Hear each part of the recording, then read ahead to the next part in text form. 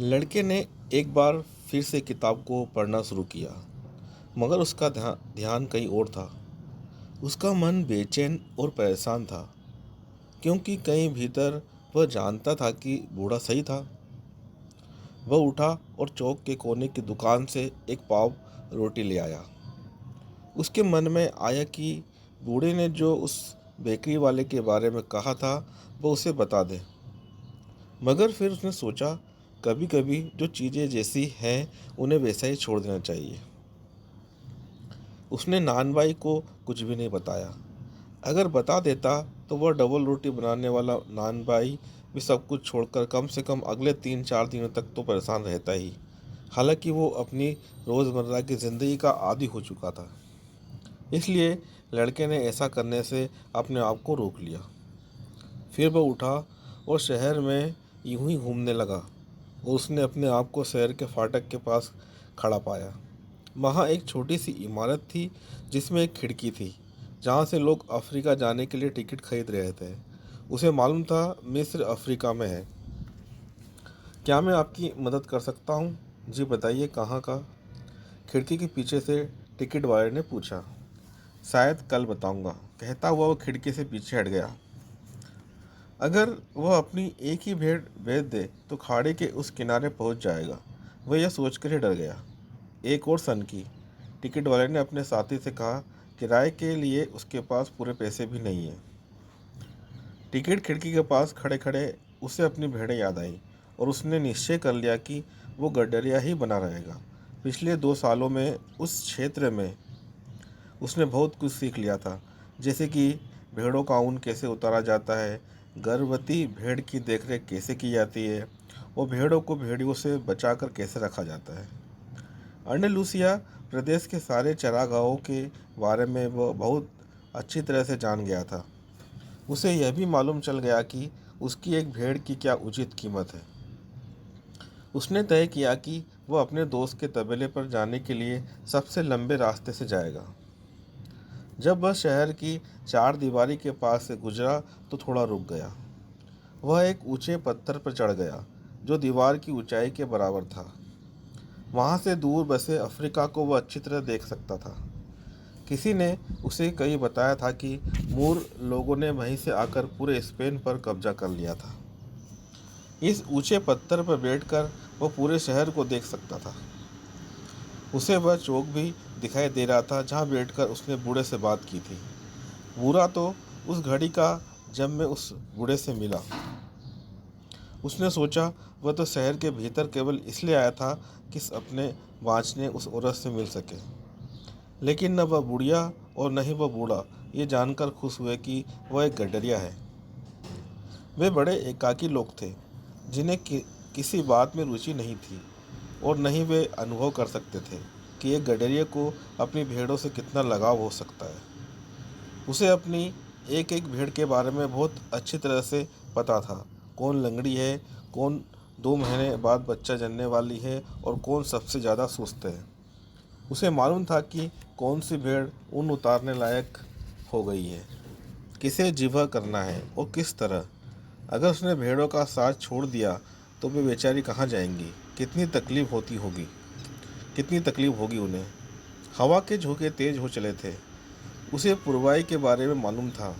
इसी पुरवाई हवा के सहारे जो आक्रामक मूर भूमध्य सागर के पूर्वी किनारे से यहाँ आए थे।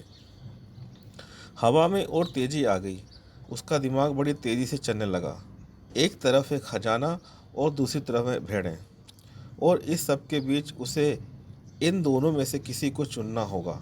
एक वह जो उसके पास है और दूसरा वह जो वह पाना चाहता है। उधर वह व्यापारी की लड़की भी थी, लेकिन उसकी अहमियत भेड़ों के बराबर नहीं थी, क्योंकि वह लड़की भेड़ों की तरह उस पर पूरी तरह निर्भर नहीं थी। उस लड़की को तो शायद उसकी याद भी न हो। उसे क्या याद होगा कि वह उससे किस दिन मिला था। उस लड़की के लिए तो हर रोज़ एक जैसा ही है। उसके तो न आज में कोई फ़र्क है न कल में। जब हर दिन पहले दिन जैसा ही हो तब ऐसा ही होता है, क्योंकि लोग बाग हर सूर्योदय के साथ आने वाले जीवन की अच्छी चीज़ों को पहचानना भूल जाते हैं। मैंने अपनी माँ को छोड़ा, पिता को छोड़ा वो पीछे छोड़ आया शहरी महल को। अब तो उन्हें भी मेरे बगैर रहने की आदत पड़ गई होगी, ठीक मेरी तरह। अगर मैं नहीं रहूँगा तो मेरी भेड़ों को भी मेरे बगैर रहने की आदत पड़ जाएगी। जहाँ वह बैठा था वहाँ से चौक साफ नजर आ रहा था।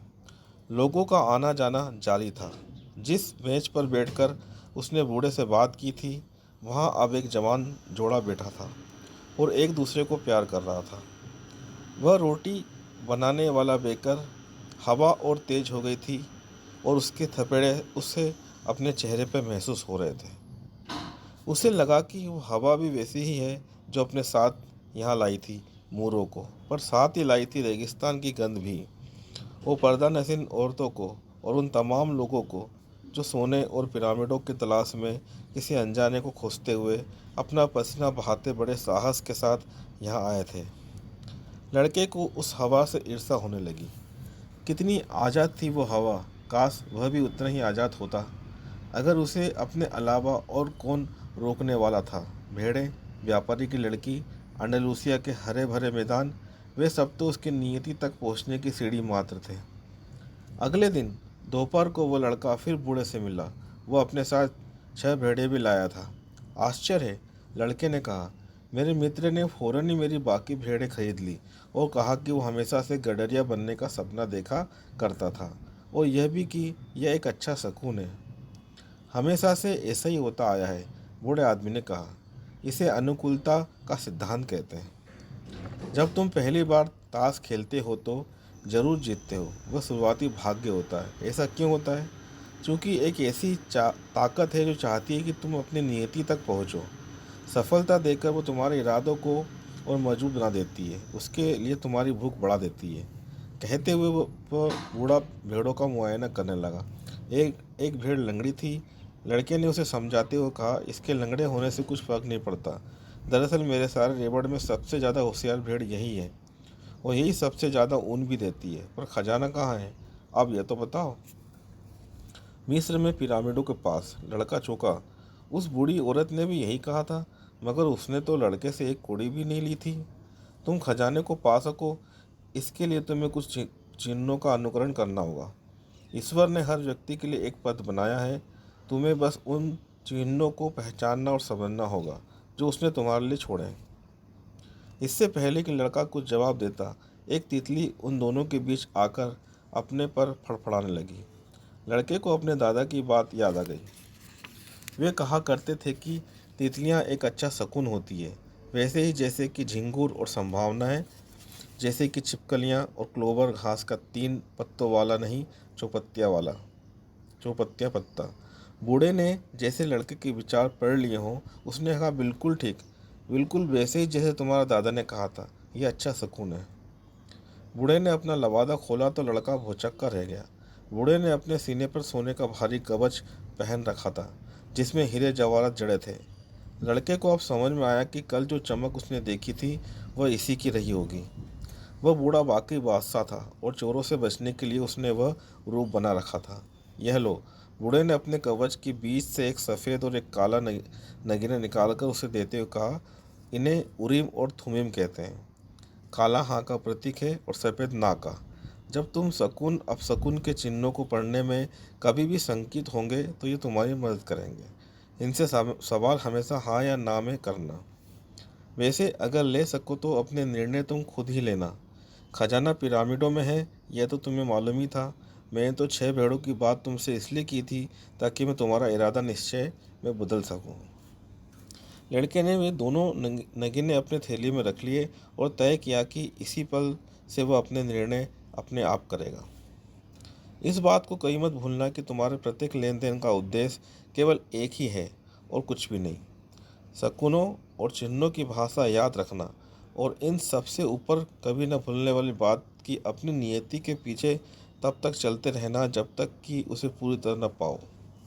जाने से पहले मैं तुम्हें एक कहानी सुनाना चाहता हूँ, बूढ़े ने आगे कहा। एक व्यापारी ने अपने बेटे को दुनिया के सबसे बुद्धिमान आदमी के पास भेजा कि उससे खुशी हासिल करने का राज जानकर आओ। लड़का रेगिस्तान में 40 दिनों तक भटकता रहा। फिर उसे एक ऊंची पहाड़ी पर बहुत ही खूबसूरत महल दिखाई दिया जहाँ वह बुद्धिमान व्यक्ति रहता था। महल के मुख्य कमरे में घुसा तो देखा वहाँ कोई साधु संत नहीं था और न ही कोई शांत सौम्य वातावरण, बल्कि वहाँ तो बहुत सारे व्यापारी आ जा रहे थे। कुछ लोग इधर उधर कोनों में खड़े बातें कर रहे थे। छोटा सा ऑर्केस्ट्रा संगीत की मधुर धुन बजा रहा था।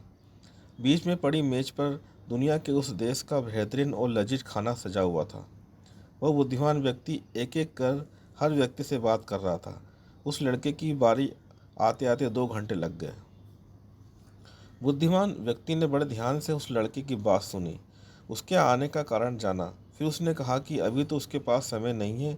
अगर वह खुशियाँ पाने का राज जानना ही चाहता है तो 2 घंटे बाद उसके पास आए। तब तक वह चाहे तो महल में घूम फिर सकता है। फिर उसने कहा, इस बीच में चाहता हूँ कि तुम एक काम करो।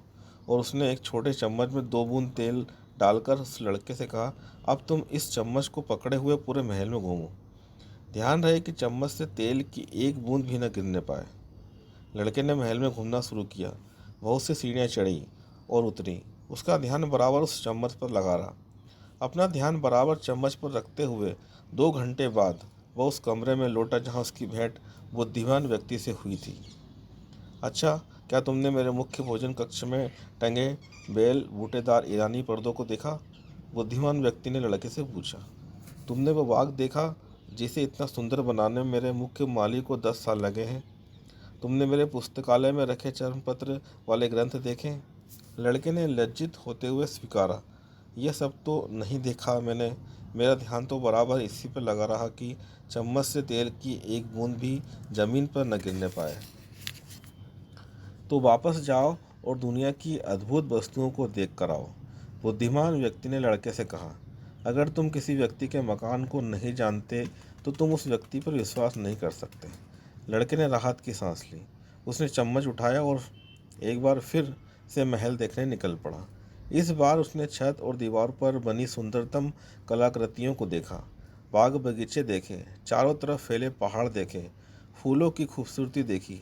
सारी चीज़ें बड़े करीने और रुचि के साथ सजाई गई थी। बुद्धिमान व्यक्ति के पास लौटकर उसने सारी बातें विस्तार से बताई। लेकिन वो तेल कहाँ है जो मैंने तुम्हारे सुपुर्द किया था? बुद्धिमान व्यक्ति ने लड़के से पूछा। लड़के ने चम्मच की ओर देखा तो पाया कि वो अब खाली था। मैं तुम्हें बस एक ही सलाह दे सकता हूँ, बुद्धिमानों से भी बुद्धिमान उस व्यक्ति ने लड़के से कहा। खुशी पाने का राज है इस विश्व की सब सुंदरतम वस्तु को देखना और चम्मच वाले तेल की बूंदों को न भूलना। गडरिया अवाक रह गया। उस बादशाह की कही कहानी अब उसकी समझ में आ गई थी। एक गडरिये को भले ही घूमना फिरना पसंद हो, मगर उसे अपनी भेड़ों को कभी नहीं भूलना चाहिए। बूढ़े व्यक्ति ने लड़के को देखा और अपने हाथों से उसके सिर के ऊपर कुछ अजीब से संकेत बनाए। उसके बाद वह अपने भेड़ों को लेकर चला गया।